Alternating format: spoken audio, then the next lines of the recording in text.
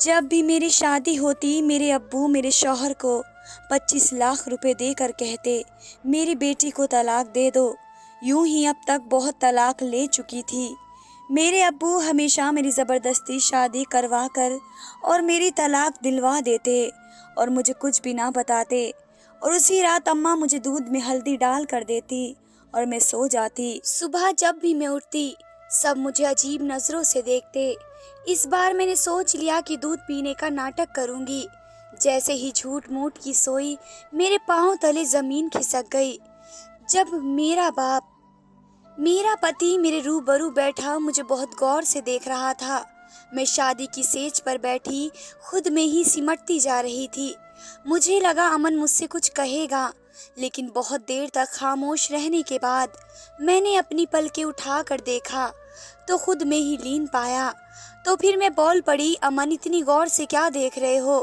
لیکن امن کی نظریں ابھی بھی میرے چہرے پر جمی ہوئی تھی۔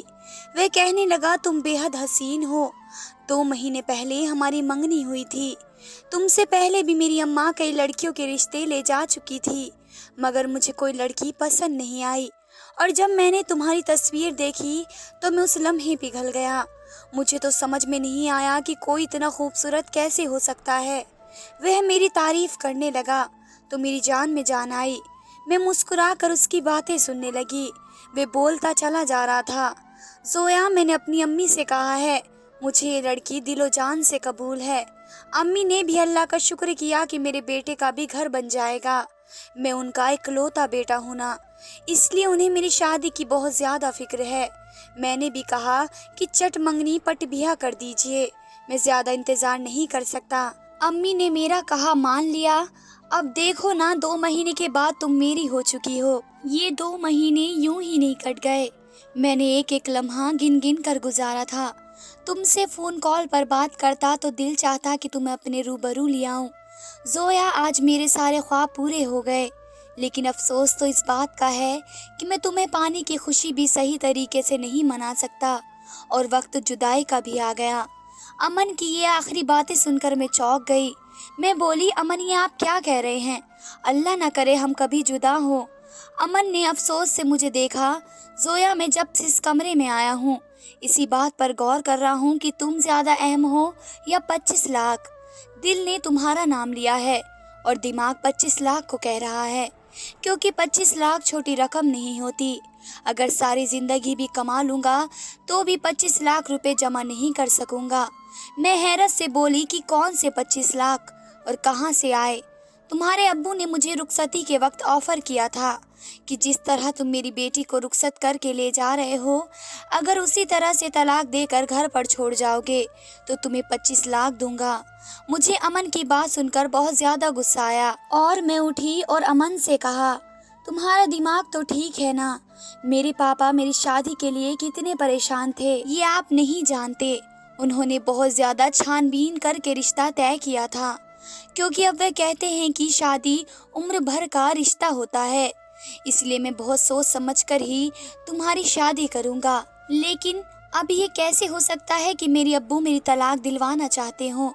آپ یہ سب میرے ساتھ مذاق کر رہے ہیں۔ میں آپ کو صاف صاف بتا دوں، مجھے اس قسم کا مذاق بالکل بھی پسند نہیں۔ یہ سچ ہے کہ میں آپ کو بہت زیادہ چاہتی ہوں، لیکن اس مذاق کی وجہ سے میں آپ سے روٹھ گئی تو میں مانوں گی نہیں۔ تو پھر امن بولا، مجھے معاف کر دینا پیاری زویا، مجھے معاف کر دینا، اس لیے میں بہت مجبور ہو گیا ہوں۔ میں تمہیں اپنے پورے ہوش و آواز میں طلاق دیتا ہوں۔ امن نے مجھے ایک ہی سانس میں 3 طلاق دے دی۔ مجھے یقین نہیں آ رہا تھا کہ میری شادی کی سیج پر ہی مجھے طلاق مل جائے گی۔ میری آنکھوں سے آنسو بہنے لگے۔ امن بولا، بس بس، اب یہ رونے کا وقت نہیں ہے۔ مجھے ڈر ہے کہ ذرا سی دیر میں ہی تمہارے ابو فیصلہ نہ بدل دیں، کبھی 25 لاکھ میں سے کٹوتی ہو جائے۔ چلو جلدی سے اٹھو، میں تمہارے گھر چھوڑ کر آتا ہوں۔ مجھ سے ہلا بھی نہیں جا رہا تھا، لیکن امن نے میرا ہاتھ پکڑا اور تقریباً گھسیٹتے ہوئے باہر لے آیا۔ گاڑی میں بیٹھا کر مجھے میرے گھر کی طرف دروازے تک لے آیا۔ اس نے گھنٹی بجائی تو دروازہ ابو نے ہی کھولا۔ ابو کی طرف دیکھ کر امن بولا، یہ رہی آپ کی امانت، اب آپ مجھے رقم دے دیجئے، میں یہاں سے چلا جاؤں گا۔ میرے ابو نے میری آنکھوں کے سامنے امن کو نوٹوں سے بھرا ہوا ایک سوٹ کیس تھما دیا۔ امن واپس چلا گیا تو وہ میرا ہاتھ تھام کر اندر لے آئے اور مجھے صوفے پر بیٹھا کر بولے کہ اللہ کا لاکھ لاکھ شکر ہے، اس نے تمہاری زندگی تباہ ہونے سے بچا لی۔ اور میں پھوٹ پھوٹ کر رونے لگی۔ میں بولی ابو مجھے بتاؤ آپ نے میرے ساتھ ایسا کیوں کیا؟ آپ نے مجھے رسوا کیوں کر دیا؟ میں نے تو سنا تھا کہ باپ اپنی بیٹی کا گھر بسانے کے خاطر بہت کچھ کر جاتے ہیں، لیکن آپ نے تو میرے شوہر کو پیسوں کا لالچ دے کر میری طلاق کرا دی۔ اب میں طلاق کا ٹھپا لگائے ماتھے پر سجائے کہاں پھروں گی؟ اتنے میں مجھے ہچکیاں آنے لگی اور امی میرے لیے ہلدی کا دودھ لے کر آئی۔ وہ کہنے لگی میری بیٹی یہ دودھ پی لو۔ میں چیخ پڑی کہ میرا گھر اجڑ چکا ہے، میں شادی کی پہلی رات ہی طلاق لے کر آ چکی ہوں اور ان سب کے پیچھے میرا سگا باپ ہے۔ آپ مجھے دلاسا دینے کی بجائے ہلدی کا دودھ لے کر آئی ہیں۔ یہاں پر کوئی مذاق ہو رہا ہے؟ امی نے میرے دونوں ہاتھ تھام لیے اور ابو نے مجھ سے کہا کہ جب تمہاری شادی ہوئی تھی تو اس کے ایک رشتہ دار نے میرے کان میں آ کر بتایا امن اور اس کے گھر والے بہت خراب لوگ ہیں، وہ کئی لڑکیوں سے شادی کر چکا ہے۔ میں حیرت میں آ گیا۔ میں نے سوچا شاید وہ جھوٹی خبر ہو، اس لیے میں نے اپنے طریقے سے پتہ لگایا تو مجھے معلوم ہوا امن واقعی میں سچ میں اچھا لڑکا نہیں ہے۔ تم میری اکلوتی اولاد ہو، خود ہی بتاؤ میں تمہاری زندگی برباد ہوتے کیسے دیکھ سکتا ہوں؟ ناممکن۔ میں غصے سے بولی ابو آپ نے پہلے کیوں نہیں پتہ لگایا؟ پہلے ہی کیوں تفتیش نہیں کرائی؟ منگنی ٹوٹ جاتی مجھے اتنا دکھ نہ ہوتا۔ اب تو میں رخصتی کے بعد طلاق لے کر آئی ہوں، میں دنیا کو کیا شکل دکھاؤں گی؟ وہ سب تو میرا مذاق اڑائیں گے۔ ابو بولے لوگوں کی خاطر میں تمہاری زندگی برباد ہوتے نہیں دیکھ سکتا تھا، یہ ناممکن ہے۔ ہمارا شور سن کر ہمارے جو مہمان گھر پر آئے ہوئے تھے وہ باہر آ گئے۔ وہ یہ نظارہ دیکھ کر حیران ہو گئے۔ امی نے جلدی جلدی مجھے ہلدی والا دودھ پلایا اور اب میری آنکھوں کے سامنے اندھیرا چھانے لگا، ہر طرف خاموشی خاموشی چھا گئی۔ دیکھتے ہی دیکھتے میں بہت گہری نیند میں سو گئی۔ اگلے دن جب میری دوپہر کے وقت آنکھ کھلی تو میں اپنے بیڈ پر لیٹی ہوئی تھی۔ مجھے بہت عجیب سا محسوس ہو رہا تھا۔ میرا دماغ ادھر ادھر کے ماحول کو پہچاننے میں غلطی کر رہا تھا۔ میں یہی سوچ رہی تھی کہ میں یہاں کیا کر رہی ہوں۔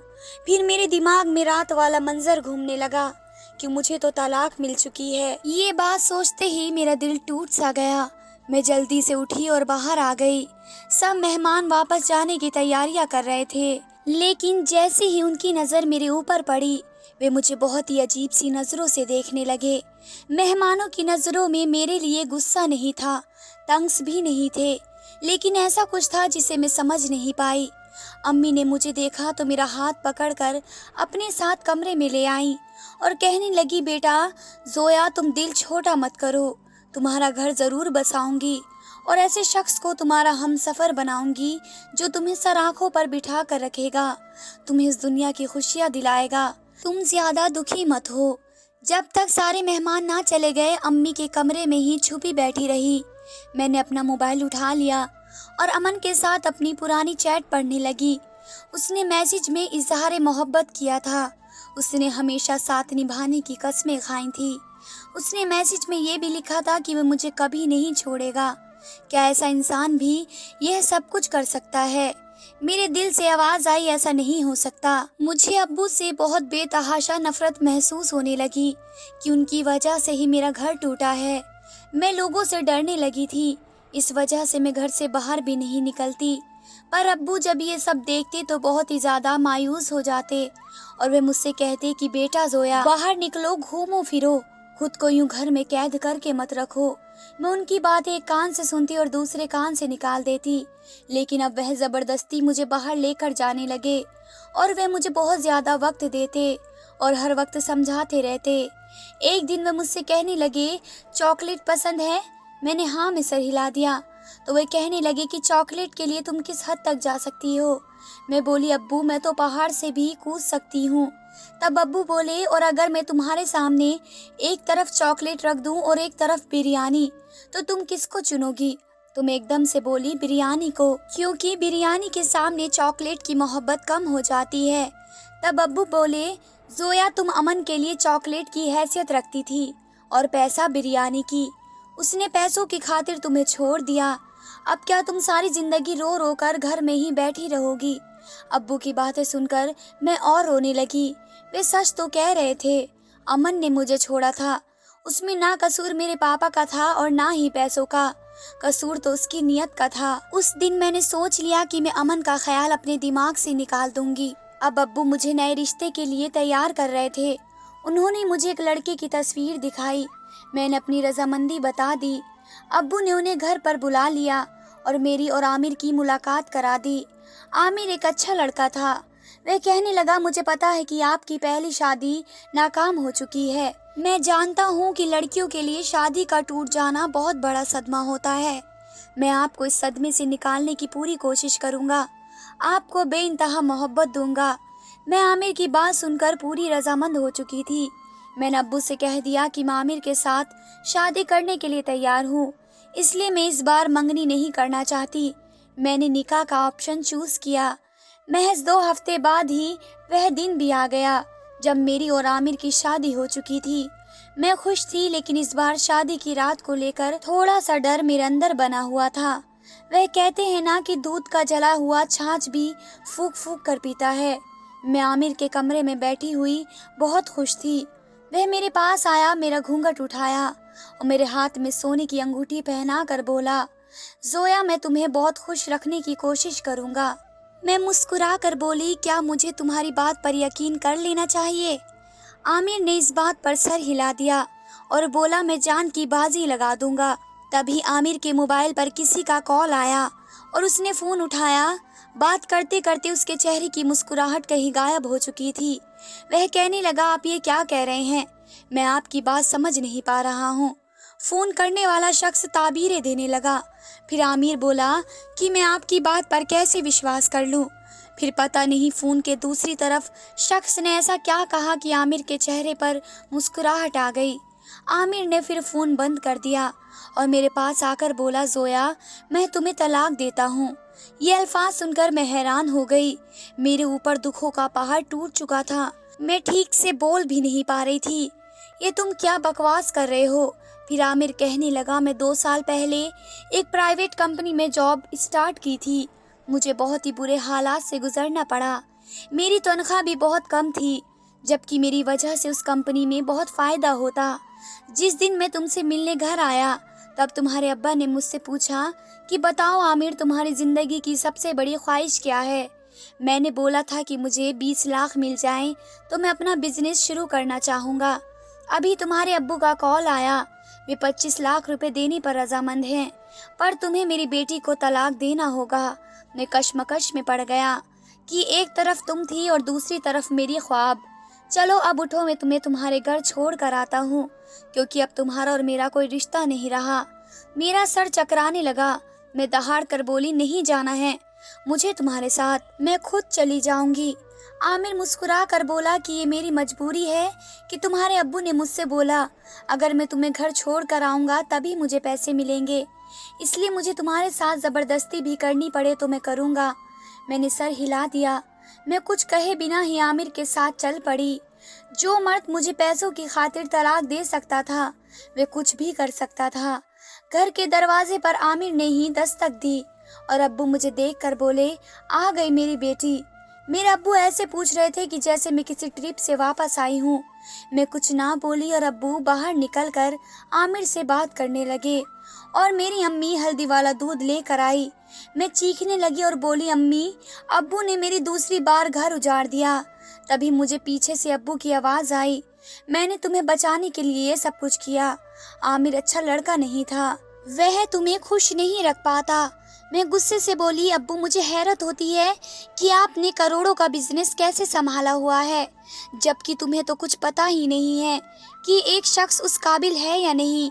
آپ کو تو لوگوں کی پرکھ ہی نہیں ہے، آپ ایک فیل انسان ہیں۔ میری آواز سے امی دہل رہی تھی۔ امی نے کہا، بیٹا یہ دودھ پی لو، تمہیں سکون آ جائے گا۔ میں نے نہ میں سر ہلا دیا، لیکن امی نے مجھے زبردستی دودھ پلایا۔ دودھ پیتے ہی مجھے سکون مل رہا تھا، مجھے نیند آ گئی۔ اگلے دن میں بہت دیر سے اٹھی، دن چڑھ گیا تھا۔ میں سو کر اٹھی تو میرے گھر پر نوکر مجھے بہت حیرت سے دیکھ رہے تھے۔ مجھے سمجھ نہیں آ رہا تھا کہ یہ سب کیا ہو رہا ہے۔ میں نے خود کو کمرے میں بند کر لیا अब मैं किसी से मिलती जुलती भी नहीं। अब्बू एक दिन मेरे पास आए और कहने लगे, मैं तुम्हारा इंतज़ार कर रहा हूँ कि तुम बाहर आओगी, हमसे मिलो, लोगों से बातें करो, तुमने तो हमसे दूरी बना ली है। मैंने कहा, अब्बू मुझे बताइए आपने मेरे साथ ऐसा क्यों किया, आपने मेरी तलाक क्यों कराई। अब्बू ने कहा, बेटा कभी कभी अपनी औलाद की बेहतरी के लिए माँ बाप को कड़वा घूंट भी पीना पड़ता है, वरना दुनिया में कौन ऐसा बाप होगा जो चाहेगा कि उसकी औलाद को मुश्किल हालात का सामना करना पड़े। मेरा बस चले तो तुम्हारे पाँव भी अपनी हथेली पर रख दूं, मगर ये दुनिया है बेटा, यहाँ औलाद और माल भी इंसान की आजमाइश के लिए उतारे गए हैं। मैंने जो कुछ भी किया बहुत तकलीफ में किया, मैं ये सब कुछ नहीं करना चाहता था। फिर मैंने कहा, अब्बू ये आखिरी बार था, अब मैं और अपनी जज्बात के साथ नहीं खेलने दूंगी। अब्बू बोले, हाँ हाँ बिल्कुल वैसा ही होगा जैसा तुम कहोगी। उस दिन के बाद मैं अपने अब्बू के साथ बैठने लगी, उनसे बातें करने लगी, मगर मेरे मन में बहुत से सवाल थे। अब्बू मुझे तलाक क्यों दिलवा रहे थे? क्या मेरे दोनों शौहर ही बुरे थे? मगर अब्बू पहले पता क्यों नहीं करते थे? शादी की रात ही क्यों पता चलता था कि मेरा शौहर अच्छा नहीं है कि उसकी तलाक करा दो? चलो ये भी मान लिया कि उनको पता चल जाता था, फिर वे 25 लाख की रकम देकर तलाक क्यों दिलवाते थे? मैं उन सवाल के जवाब भी नहीं ढूंढ पाई थी कि अब्बू ने मुझसे कह दिया कि वे मेरी तीसरी शादी करवाना चाहते हैं। मैं तो अब्बू की बात सुनकर आपे से बाहर हो चुकी थी। नहीं नहीं अब्बू, अब बहुत हो चुका है, अब आपको मैं अपनी जिंदगी के साथ खिलवाड़ करने की इजाज़त नहीं दूंगी। अब्बू बोले, बेटा अब की बार मैं तुम्हारे लिए बहुत अच्छा रिश्ता लेकर आया हूँ। मैं बोली, अब्बू अब की बार रिश्ता मेरा आसमान से उतर के क्यों ना आ जाए, अब की बार मैं शादी नहीं करूँगी।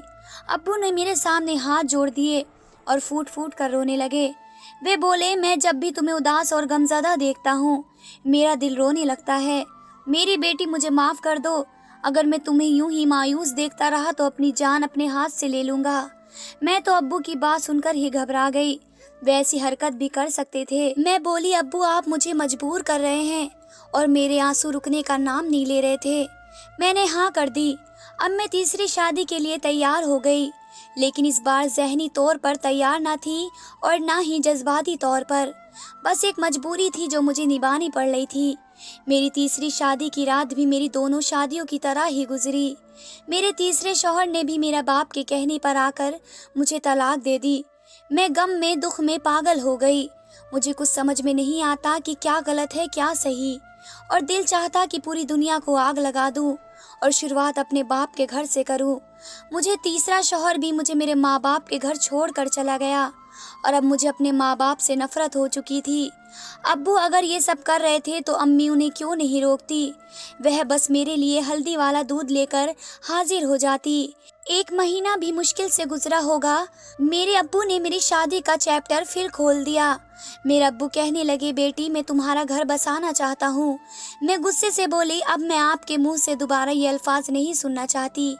ठीक है, अगर मेरी बेटी का घर नहीं बच सकता तो मेरा भी क्यों बसे? मैं तुम्हारी माँ को तलाक देकर खुद को तकलीफ दूंगा। मैं अब्बू की तरफ गौर से देखने लगी कि ये क्या मोहब्बत है या वे मुझे ब्लैकमेल कर रहे हैं। मगर क्यों? ये सवाल मेरे ऊपर सवार हो चुका था, जिसका जवाब मुझे चाहिए ही था। इसलिए मैं बोली, मैं शादी करने के लिए तैयार हूँ। अब्बू ने मेरे लिए रिश्ता तो पहले से ही ढूंढ रखा था, बस मेरी तरफ से इजाज़त मिलने की देर थी। मेरी शादी कर दी गई। मैंने लड़के की सिर्फ तस्वीर ही देखी थी। मेरे अब्बू ने कहा कि लड़के से एक बार मिल लो। मैंने साफ इनकार कर दिया, क्योंकि मैं जानती थी कि उसका अंजाम भी तलाक तक ही होना था। खैर मुकर्रर मेरी शादी हो गई। मैं शादी के सेज पर बैठी थी। रिजवान मेरे पास आया और मुझसे कहने लगा कि मैं तुमसे ये नहीं पूछूंगा कि तुम्हारी 3 तलाक क्यों हो गई। मैंने तुम्हें ज़ोया दिलो जान से कबूल कर लिया है। मैं मुस्कुरा कर बोली, तुम्हें थोड़ी देर में ही इल्म हो जाएगा कि मुझे 3 बार तलाक क्यों मिली।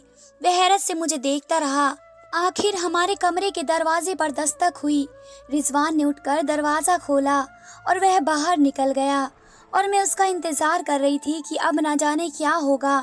तभी रिजवान कमरे में आया और कहने लगा, ज़ोया तुम्हारे अब्बू ने एक आदमी को भेजा था कि अगर मैं तुम्हें तलाक दूंगा तो मुझे 25 लाख देंगे, मगर मैं अपनी बीवी को, अपनी इज्जत को पैसों के खातिर तलाक नहीं दे सकता। मैं बहुत हैरत से अपने शौहर को देख रही थी कि मर्द ऐसे भी होते हैं जिन को पैसों का लालच नहीं होता। मैं रिजवान को आजमाने की खातिर कहने लगी, रिजवान मेरी पहली 3 तलाक भी इसी वजह से हुई हैं। वे मर्द मुझे पैसों की खातिर छोड़ जाया करते, लेकिन आप इतनी बड़ी रकम कैसे छोड़ सकते हैं? रिजवान मुस्कुरा कर बोला, जिंदगी में पैसा ही सब कुछ नहीं होता, पैसा तो हाथ की मैल होता है। मेरी पहली ख्वाहिश तुम मेरी बीवी है, पैसा नहीं। मुझे लगा मेरा दिल खुशी से फट जाएगा। मैंने कहा, रिजवान एक बात कहूँ? उसने हाँ में सर हिलाया। मैं इस चीज़ से बिल्कुल बेखबर हूँ कि मेरे अब्बू ने मेरे साथ ऐसा क्यों किया। मैं हकीकत मालूम करना चाहती हूँ। मैं अब ये पता लगाना चाहती हूँ कि अब्बू ने मेरे साथ ऐसा क्यों किया। ये जानने के लिए आप मेरे साथ चले और अब्बू से कहें कि आपने मुझे तलाक दे दी है, फिर सब कुछ पता चल जाएगा। और रिजवान ने मेरी बात मान ली और मैं अपने माँ बाप के घर आ गई। अब्बू रिजवान से बात करने लगे, जबकि मैं घर आकर रोने लगी। माँ ने मुझे हल्दी वाला दूध ला कर दिया तो मैंने नज़र बचाकर दूध गिरा दिया और खुद सोने का नाटक करने लगी। अभी 10 मिनट ही गुजरे थे कि बहुत से लोग आने लगे। पहले एक नर्स आई, उसने मेरा चेकअप किया तो वह कहने लगी, इसको फिर से पागलपन का दौरा पड़ा है। नर्स ने कहा कि ये लड़की किसी मर्द को अपने इर्द गिर्द बर्दाश्त नहीं कर सकती, तो आप इसकी शादी करते ही क्यों हैं? ये अपने आप को नुकसान पहुंचा लेगी, फिर आपको सुकून आएगा। फिर एक वकील दाखिल हुआ। अब्बू ने नर्स की कही बातें वकील से बता दी। नर्स ने भी वही अल्फाज वकील के सामने दोहरा दिए। वहाँ पर रिजवान को भी बुलाया गया। रिजवान बोला, जैसे ही मैं अपने कमरे में पहुँचा, मेरी बीवी ने मुझ पर हमला कर दिया। फिर बोली, तलाक दे दो वरना अपनी जान ले लूँगी। मैंने उसे तलाक दे दी और ऐसा मुझे जोया के अब्बू ने कहने के लिए कहा था, मगर मैंने ऐसा बिल्कुल नहीं किया। मेरी बीवी बिल्कुल ठीक ठाक है। मैं भी उठकर बैठ चुकी थी और वकील साहब से बोली, ये सब मेरे खिलाफ साजिश है। मेरे बाप ने मुझे 3 बार तलाक दिलवाई है।